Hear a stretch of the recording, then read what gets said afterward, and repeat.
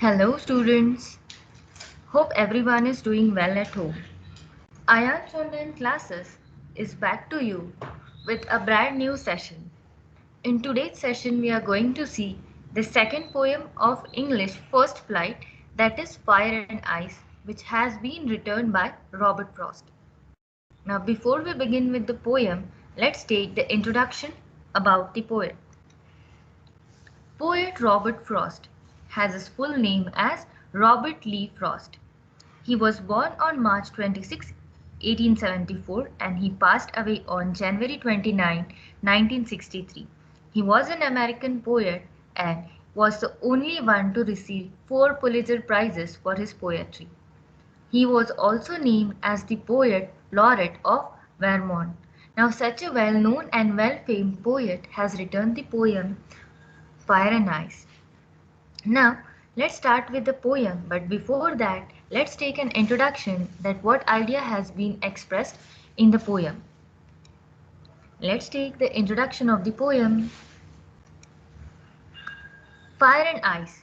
It is an extremely compact little lyric. Now, children, I would like to highlight the word compact.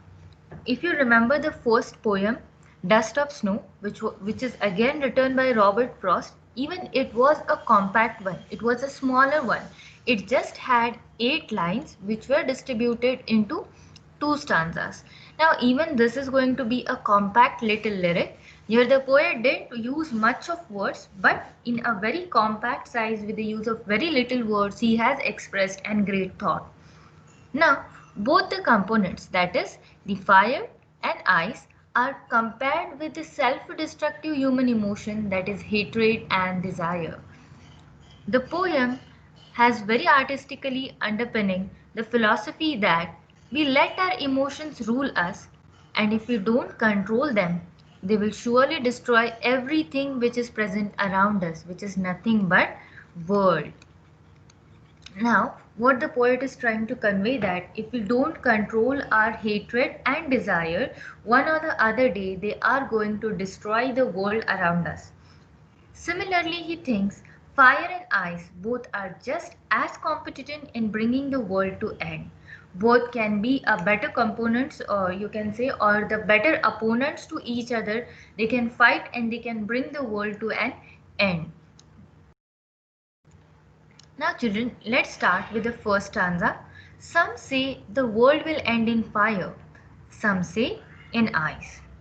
From what I have tasted of desire, I hold with those who favor fire. Now what the poet is saying that some people say that if you take world, if you make a group, so there will be certain people who feel like the world is going to end in fire, and there can be some group of people who say that the world is going to end with ice. Then as per the poet, what he says that if you ask my opinion, I will be in the favor of the people who support the reason of destruction to be fire. Now let's summarize the first stanza, children. See, the poem expresses the idea that the world would end in either two ways. That is, either it is going to end with ice or by fire. Then the poet says that one group is of the opinion that someday the earth's core is going to get up heated to the extent that the lava may burst out, we may get the volcanoes bursted and the entire surface of the earth will get destructed. And also he is saying that on the other hand we may have a second group of people who feel that one or the other day the temperature of the mother earth is going to lower to an extent such that every life on the earth's surface will get frozen and life will become impossible. Now which is again a catastrophic effect, or you can say a destructive effect. Then children, the poet also compares the fire and ice with the destructive human emotion of desire and hatred, which we need to keep in control. He says that from what he is aware about is the fiery desires. He would favor the one who say that it would be fire. As like we have seen in the first stanza, what poet says that if you ask him about his opinion regarding the reason of the world's destruction, he would go with the people or the group of people who are supporting the fire. Why? Because he is considering your fire as a symbol of our uncontrolled fiery desires. So what poet is saying that the fiery desires, like for example, let's take an example of purchasing a mobile. Today, recently, we have purchased a certain XYZ brand of mobile. After a few days, what happens is a brand new phone will be launched that will be having certain more features than the one you have. So what happens is you will be longing for that. You will be having a strong wish that you should own it. Then what happens is there will be a marathon for savings, for saving the money for buying that. Then you will try to earn more money in the less time span so that you would be able to buy that. Then somehow you will buy that one also. Then what happens next is after a few days of the second purchase, again a brand new phone will be introduced again, and again the series repeats and you will be having a desire to buy that one, and again your marathon begins for the savings, for like collecting the money, and you will try all the possible ways to have the new one. So this is what, these are nothing but fiery desires which are not allowing you to rest at peace. They are not allowing you to be satisfied. They are burning you. Like, I want that, I want to take this, I want to take that, I have so many things into my wish list, I should increase my efforts, I should see. Again I repeat, there is a difference in being ambitious and having fiery desires. Ambitious is what you can take efforts and you can achieve it, but these fiery desires are like the uncontrolled wish list if you are having, or such desires which are not allowing you to sit at peace, which are not keeping your mind stable, that are ultimately going to land you in trouble. Now see what poet says, that he, by saying so, he brings about the idea that human beings let their emotions rule them, and the consequences of these unmonitored longings is nothing but the chaos. So what the poet is saying, that the way we are allowing the desires to control us, one or the other day what is going to happen, in the series of fulfilling your like fiery desires, you are going to land up into the chaos. Then let's have a look at the second stanza. But if it had to perish twice, I think I know enough of hate to say that for destruction eyes is also great and would suffice. Now see children, what he is saying, that if the world gets a second chance to perish, that is if it gets a second chance to end up. So he is feeling that, poet feels that even hatred has the enough power equally to the desires. Like fiery desires are one reason for the world to come to an end. In the similar fashion, even hatred is the reason which can bring the world to an end. Okay, now see children, so what he is saying, that even I know hate, that even it is having the enough power to bring the world to an end. Now let's summarize this second stanza children. See, then by not waving off the first opinion of fire, he considers, if the world has to expire twice, if the world gets a chance to end twice, ice will also be equally competent with the fire to bring the world to an end. Now see children, he brings about a contrast between ice and hatred. Okay, he is like there, the fiery desires were compared with fire. So here the ice is being compared with the hatred. The human capability of insensitivity and hatred has the potential for inner destruction. Now children see, hatred, jealousy, these are the things which are not allowing the humans to be at peace again.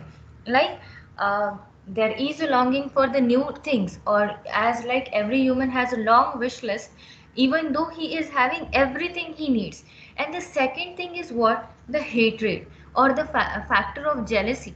Like the particular person is having this thing but I am not having. So this hatred or jealousy, it is also the basis of so many crimes, like being jealous of someone, trying to hate him, or trying to like end him.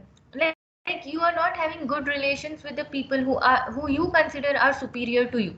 Like this is the hatred which you develop amongst yourself, amongst the society, instead of being satisfied with what you are having. Okay, certain person is having something more than you, you be happy, like he is capable, he took it, and let him enjoy, and I am happy with what I am having.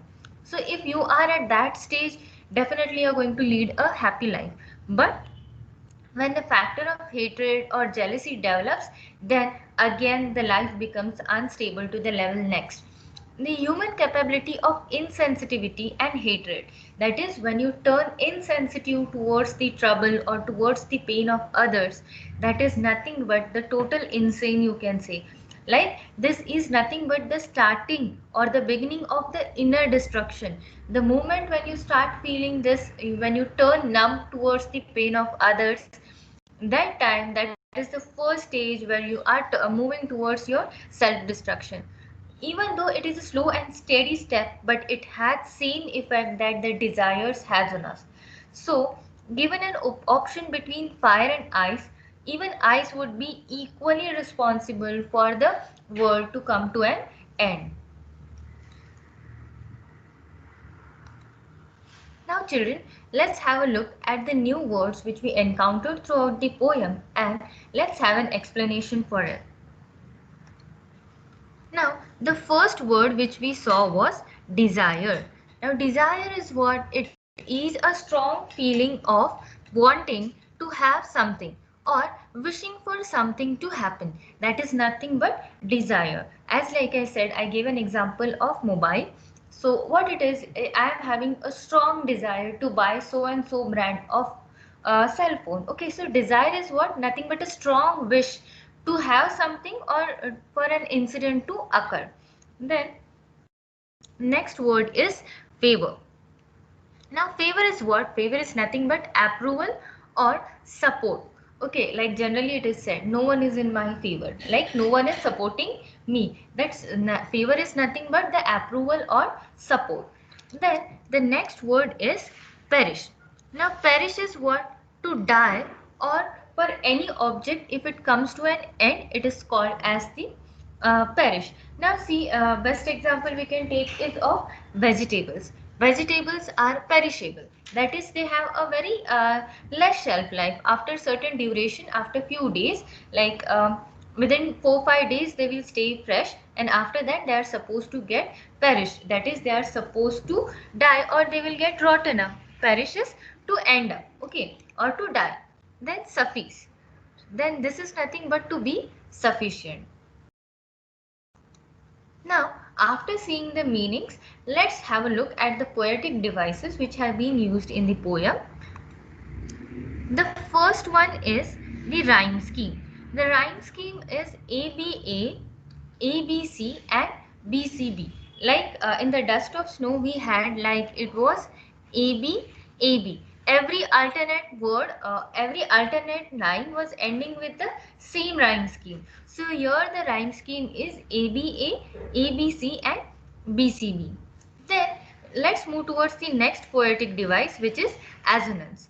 Now assonance is what? It is the repetition of the vowel sounds in the same line or in the close proximity, you can say. The repetition is at different places in different words.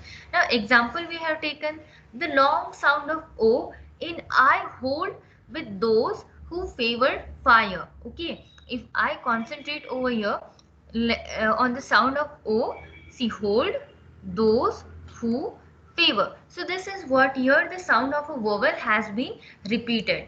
Now that's why it will be termed as a assonance. Now let's move towards this alliteration. Now alliteration is what? Alliteration is the repetition of a consonant sound at the start of two or more closely placed words.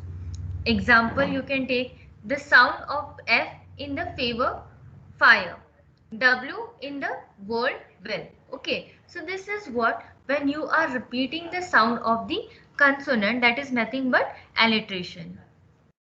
Then let's move towards the fourth effect, poetic device. It is imagery. Imagery is used to make readers pursue things involving their five senses. Here what you try to do is you try to imagine the incident by using all your five senses. Okay, let's see this with an example. Some say the world will end in fire. to say that for destruction ice is also great. Like see here, if like you want to experience the fire, touch is there, sight is there, okay, feel is there. So what you're trying to do is you are imagining the effect by using all your five senses. Okay, so this is nothing but imagery. The next one is anaphora. Now what is anaphora? The repetition of a word or expression at the start of two or more consecutive lines. Now like what you're doing is you're repeating a word or a group of word in the beginning of two consecutive lines. In the two consecutive lines, you're suppose you're beginning with the same words. Like some say fire, some say ice. So what is happening? The both the consecutive lines 1 and 2 they are starting with some say. So this is nothing but anaphora. Then let's move towards the next poetic device. It is personification. Now, personification is what you are giving the human qualities to inanimate things or objects. Like, see, your fire and ice, they are given the human tendency or quality of the hatred and desire. You are comparing this qualities with fire and ice, which are inanimate objects. So, that is nothing but personification. Now, enjambment. Even this was used in the poem Dust of Snow. Now what it is like when you are not using a punctuations throughout the line, like one line is continued throughout without using any punctuation like full stop, comma and all, that is nothing but the enjambment. Then example, from what I have tasted of desire, I hold with those who favor fire. Like here there should be a comma, there should be a break in the sentence, like that is not done, so the sentence has continued, so that is nothing but the enjambment. Now children, after seeing the poem, its explanation, new words and the poetic device parts, let's summarize the poem. The theme of the poem is the age-old question that how the world is going to end. What is this? Age-old question is nothing but how the world is going to end. Like there has been n number of discussions on these like serious topic you can say, like how the world is going to end. Okay, like someone used to say in the 21st century the world is going to end, in 2020 the world is going to end. So such many rumors we have heard of, correct? So that is the poem, entire poem is based on the theme that how the world is going to end. Now the question is whether the world will end in fire or in ice. Now the poet has expressed this theme with a reference of two different things like fire and ice. The poet decides that any of the two options would achieve its purpose sufficiently well. The poet shares the common belief that everything that exists will have its end too, and so is the world. What he's saying that everything that has come to an existence is definitely going to end. Okay, so what he's saying that as like even world has its existence, one or the other day it is going to end, and for this end either fire or ice are going to be responsible. Then the people who are present on the world are divided on this issue. Okay, like few people are there who are supporting fire, that they are saying that the fire which is a symbol of your desires, uncontrolled desires, so this are going to bring the world to an end. And there is another group of people who supports ice, that is the hatred present in the humans is going to bring the world to an end. So what he is saying that peoples are divided on the issue. Some think that the natural element of fire will cause the destruction of this world. Others believe that ice will be the cause of the end. Putting in terms of human emotions, the elements of fire stands for the passions, desires and love. Unbridled passions and desires can cause the end of world. Like always it is mentioned, if you don't control your emotions, one or the other day they are going to rule you out. Then the poet has experienced both these emotions. It doesn't matter how the world will end. Even hate born out of cold and icy reason is sufficient to cause the destruction and end of the world. See, until and unless if I want to summarize it into a line, what we can finally comment is like either fire, that is your desires, or the hatred, that is ice. One of this is going to be the major reason for the world to come to an end. Then let's sum up the poem. The world has enough for everyone's need, but not enough for everyone's greed. It was said by Mahatma Gandhi. Now see children, if you have a limited needs, if you want to lead a satisfied life, Mother Earth has everything to provide you. Mother Earth can provide you every essential thing. Like if you want to just lead a satisfied life. But if you have a greedy nature, like that is not possible. Okay, so what Mahatma Gandhi says is the world has enough for everyone's need. You will be satisfied. But if you are greedy, then the world does not have enough for everyone's greed.